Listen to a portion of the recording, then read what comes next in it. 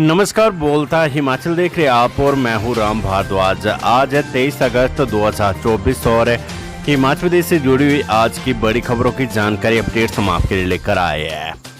हमेशा की तरह आप इस वीडियो को लाइक कर दीजिएगा। चैनल पर नहीं जुड़े चैनल को आप सब्सक्राइब जरूर करें। पेश है आज की सबसे बड़ी खबरें। केंद्रीय प्रयोगशालाओं में दवाओं की 17, राज्य की प्रयोगशालाओं में 3 सैंपल फेल। हिमाचल प्रदेश में बनी दवाओं के 21 सैंपल फेल हो गए हैं। केंद्रीय दवा मानक नियंत्रण संगठन CDSO ने इसको लेकर अलर्ट जारी किया है। देश भर में दवाओं के कुल 70 सैंपल फेल हुए हैं। CDSO की केंद्रीय प्रयोगशाला में हिमाचल की दवाओं की 17 और राज्य की प्रयोगशालाओं में 3 सैंपल फेल हुए हैं। दवाओं के साथ एक शैम्पू का भी सैंपल फेल हुआ है। इतने अधिक दवाओं के सैंपल फेल होने पर ड्रग विभाग भी हरकत में आ गया है। जिन उद्योगों की दवाओं के सैंपल फेल हुए उन्हें कारण बताओ नोटिस जारी कर दिया गया है। यही नहीं, दवाओं के उस बैच के स्टॉक को भी बाजार से रिकॉल कर लिया गया है जिनके सैंपल फेल हुए हैं। रविवार को होगी हिमाचल प्रदेश मंत्रिमंडल की बैठक, कई मुद्दों पर हो सकती है चर्चा। मुख्यमंत्री सुखविंदर सिंह सुक्खू ने रविवार 25 अगस्त को कैबिनेट की मीटिंग बुलाई है। विधानसभा के मानसून सत्र से पहले इस मीटिंग को बुलाया गया है। इसमें मानसून सत्र में पेश होने प्रस्तावित विभिन्न विधेयकों को लेकर चर्चा की जा सकती है। माना जा रहा है कि कैबिनेट में विधेयकों के अलावा कर्मचारियों पेंशनरों के लंबित महंगाई भत्ते, DA व एरियर को लेकर भी चर्चा हो सकती है।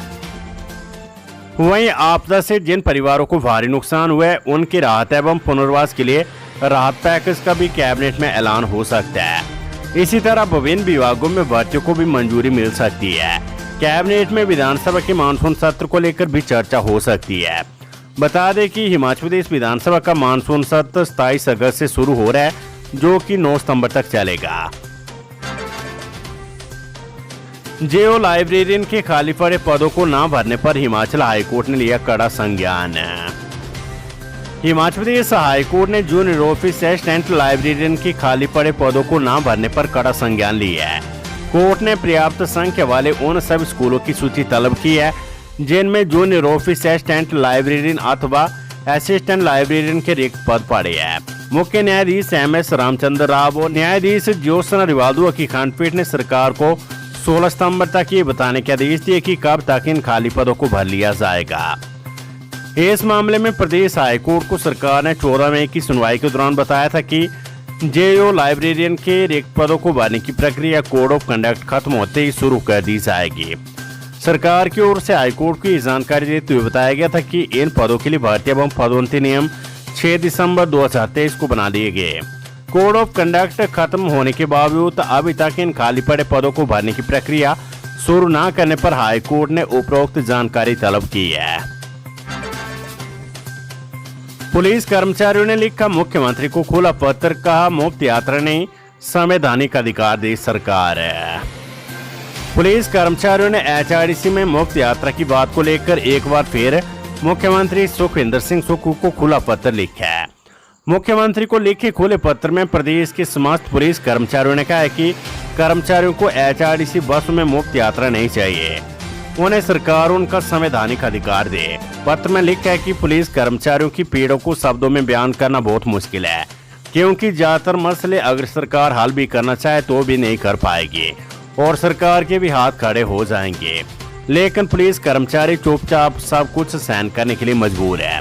वे इसलिए कि पुलिस कर्मचारियों के दिमाग में प्रशिक्षण के समय ही ये बात डाल दी जाती है कि वे अनुशासन बल के सदस्य और वे संगठन नहीं बना सकते, हड़ताल नहीं कर सकते हैं, सोशल मीडिया में वक्तव्य नहीं दे सकते और तो और सच को सच नहीं बोल सकते हैं, नहीं तो कर्मचारियों के खिलाफ कार्यवाही हो जाएगी। और ये बात सच है कि पुलिस बल का सदस्य अगर कोई सच सोशल मीडिया के माध्यम से साझा कर दे तो उससे 100 तरह के स्पष्टीकरण मांगे जाते हैं।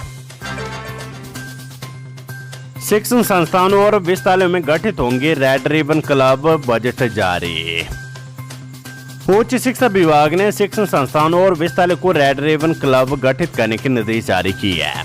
इसके लिए Himachal Pradesh state AIDS control society की ओर से शिक्षण संस्थानों को बजट भी जारी किया गया है।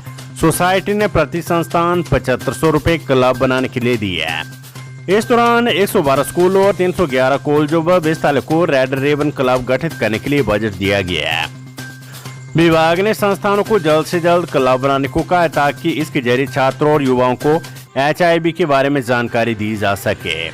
इस गतिविधि के लिए प्रदेश में एक स्टेट नोडल अधिकारी भी नियुक्त किया गया और जिलों को कोऑर्डिनेटर नियुक्त करने को कहा गया ताकि क्लब की गतिविधियां चलाने में दिक्कतें ना हो। हिमाचल के शौर्य पुरस्कार विजेताओं के लिए CM सुक्खू ने की बड़ी घोषणा। हिमाचल प्रदेश के मुख्यमंत्री सुखविंदर सिंह सुक्खू ने राज्य के शौर्य पुरस्कार विजेताओं और उनकी विधवाओं के लिए एक सम्मानजनक पहल की घोषणा की है।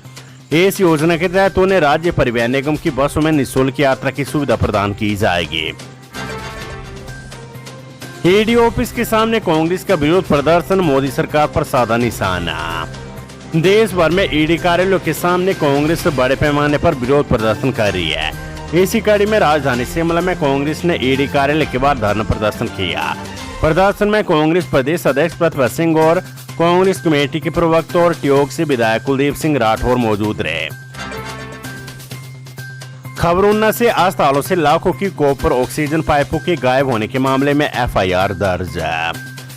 क्षेत्रीय अस्पताल ऊना से गायब हुई लाखों रुपए की कॉपर ऑक्सीजन पाइपों के मामलों में पुलिस थाना सदर में विभिन्न धाराओं के तहत मामला दर्ज किया गया है। इस संबंध में CMO Una doctor SK Verma की शिकायत पर पुलिस ने मामला दर्ज किया और जांच को तेज कर दी है।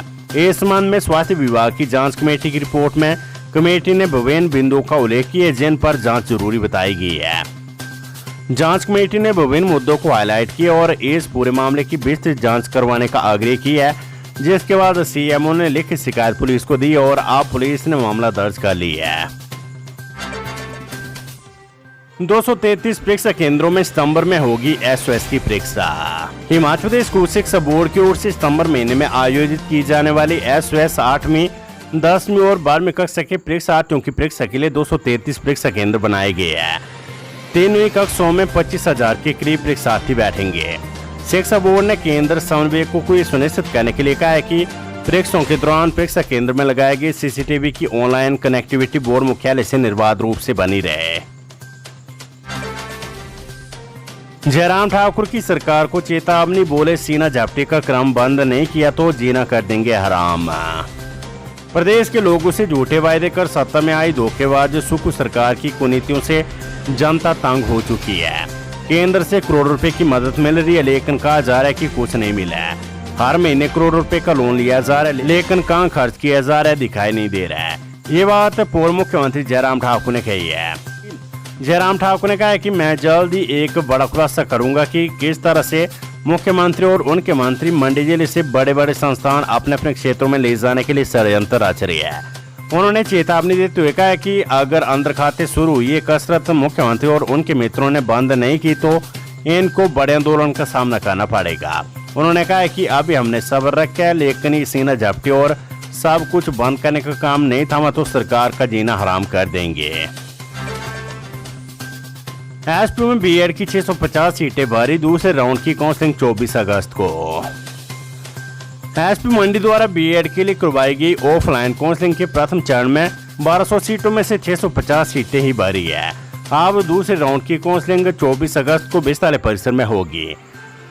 एचपी के रजिस्ट्रार ई सुनील वर्मा ने बताया कि इस काउंसलिंग में 45 अंक वाले SC, ST, OBC और PWD श्रेणी के अभ्यर्थी भाग ले सकेंगे। CM सुक्खू बोले 1 साल में 18% बढ़ी दूध की औसत खरीद। प्रदेश सरकार ने बीते 1 साल में मिल्क फैट के माध्यम से रोजाना दूध खरीद में 18% की वृद्धि की है। मिल्क फैट बीते साल 1,40,000 लीटर के मुकाबले इस साल 1,90,000 लीटर दूध की रोजाना खरीद कर रहा है। मुख्यमंत्री सुक्खू ने बताया कि दूध में वसा की मात्रा भी 3.50% से बढ़कर 3.65 और 100 लीटर नोट फैट की मात्रा 7.50 से बढ़कर 7.70 हुई है। पुलिस ने पूर्व विधायक राजेंद्र राणा को पूछताछ के लिए बालूगंज थाना किया तलब। विधायकों की खरीद फरोख्त मामले में शिमला पुलिस ने पूर्व विधायक राजेंद्र राणा को पूछताछ के लिए शुक्रवार को बालूगंज थाने बुलाया है। हिमाचल में राज्यसभा चुनाव के दौरान विधायकों की खरीद फरोख्त मामले में इनसे शिमला पुलिस पूछताछ करेगी। इससे पहले शिमला पुलिस इस मामले में कई नामी हस्तियों से पूछताछ कर चुकी है। ऐसे में अब राजेंद्र राणा को पूछताछ के लिए बुलाया गया है। इससे पूर्व शिमला पुलिस विधायक आशीष शर्मा से भी कई बार पूछताछ कर चुकी है।